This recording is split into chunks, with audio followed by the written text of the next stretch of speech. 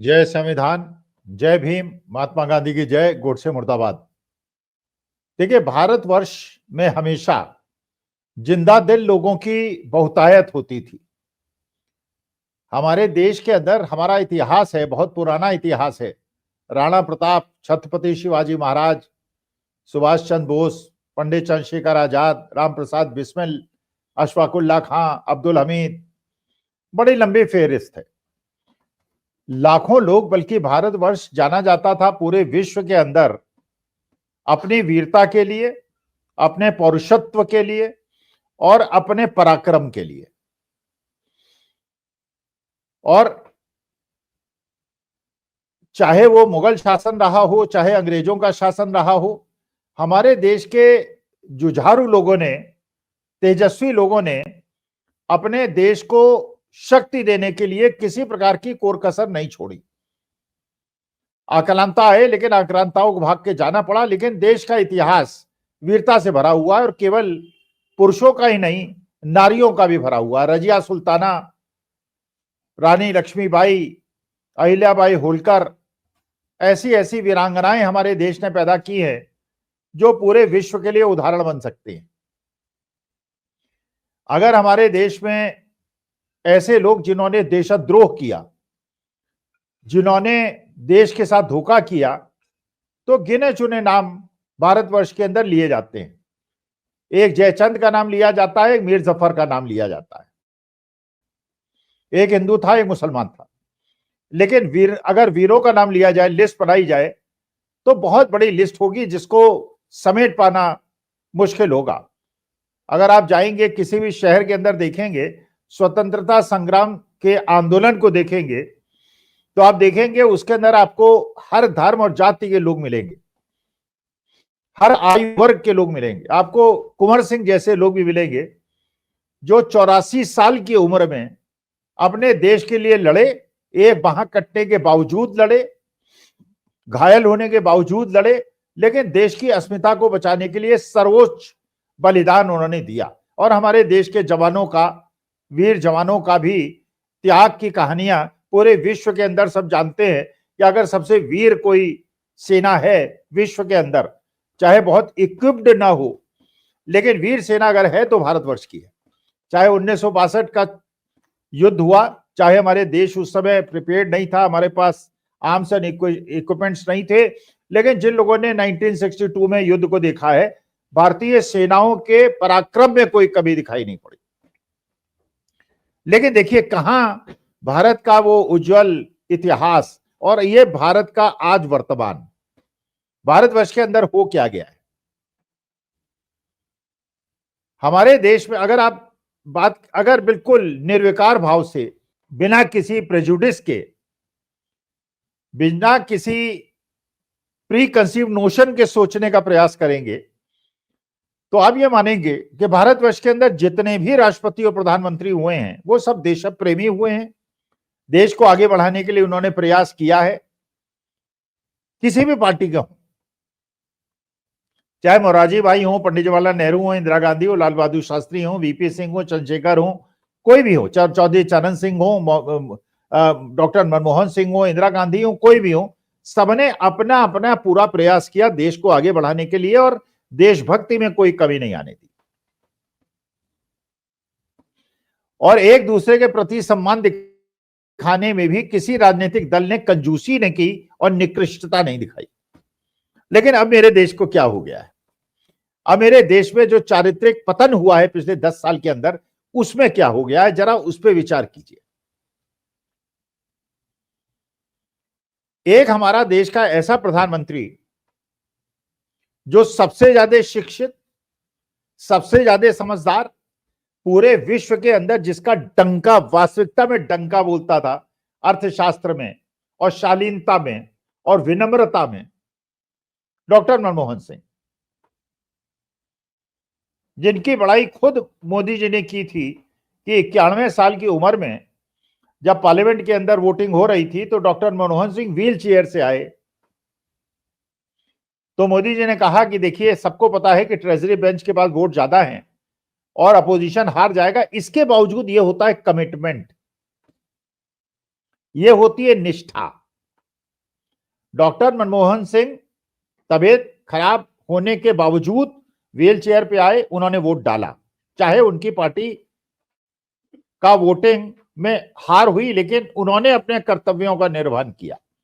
एक बार उनसे पूछा गया था कि आपका तो पार्टी के अंदर विरोध होता है, कोई गुट करता है समर्थन, कोई विरोध करता है। उन्होंने कहा मेरे को कोई मतलब नहीं कौन नेता क्या करता है क्या नहीं करता है, मेरी निष्ठा तो कांग्रेस पार्टी से है और कांग्रेस पार्टी के लिए मैं समर्पित कार्य करता हूं। और ये हमेशा पूरे जीवन काल में उन्होंने एक आदर्श स्थापित किया। उनका देहांत हुआ और ये चर्चा हो चुकी है किस प्रकार से पहले प्रधानमंत्री देश के ऐसे जिनको इतना भी सम्मान देना सरकार ने उचित नहीं समझा कि जहां आम जनता का दाह संस्कार होता है निगम बोध घाट, वहां उनका संस्कार किया गया। जो दूरदर्शन का कैमरा था वो तब तक वहां पे अंतिम क्रिया को नहीं दिखा रहा था जब तक कि मोदी जी नहीं आ गए, उनकी टीम नहीं आ गई। पंक्ति में सारे मंत्री बैठे हुए थे और डॉक्टर मनमोहन सिंह के परिवार के केवल 3 सदस्य अग्रिम पंक्ति में थे और पीछे की पंक्ति में उनको बेटियों को भी बैठना पड़ा। राहुल गांधी को भी बिल्कुल आखिरी सीट मिली और कैमरा उनकी तरफ नहीं था, केवल मोदी जी की तरफ था। माने एक प्रकार से जो अंतिम दर्शन और एक वो डॉक्टर मनमोहन सिंह के होने चाहिए थे वो हमारे माननीय मोदी जी के हो रहे थे। और दूसरे देश वालों की प्रतिक्रिया देखिए, भूटान नरेश घुटने के बल बैठे थे उस महान आत्मा को अपना श्रद्धांजलि देने के लिए और ये बताने के लिए कि उनके प्रति पूरे विश्व के अंदर कैसा सम्मान है। लेकिन मेरी देश की वीरता के इतिहास को क्या हो गया, जरा इस पे विचार कीजिए। एक ऐसे क्रिकेटर हैं जिनको हम क्रिकेट का भगवान मानते हैं, सचिन तेंदुलकर। एक बड़े लंबे अभिनेता हैं अमिताभ बच्चन, सलमान खान, आमिर खान, शाहरुख खान। इनको हम जब पिक्चरों में देखते हैं हमको लगता है कि ये पौरुषत्व और मर्दानगी का प्रतीक हैं। शाहरुख खान के बेटे को तो, एक छोटे बेटे को, 16-17 साल के बेटे को फर्जी आरोप में जेल के अंदर रखा गया और बाद में वो छूट गया और उसमें पैसे का लेन देन और दुनिया भर के दबाव, वो सारी चीजें बाद में क्लियर हो गई। और जो समीर वानखेड़े साहब थे जिन्होंने रेड की थी नारकोटिक्स विभाग के, वो अब खुद अपने ऊपर आरोप को झेल रहे हैं। लेकिन सचिन तेंदुलकर की इतनी हिम्मत नहीं हुई, क्योंकि तानाशाही है देश के अंदर, लोकतंत्र नहीं है, कि डॉक्टर मनमोहन सिंह को एक श्रद्धांजलि ट्विटर के माध्यम से दे सकें। अमिताभ बच्चन की हिम्मत नहीं हुई, सलमान खान, आमिर खान, शाहरुख खान की हिम्मत नहीं हुई।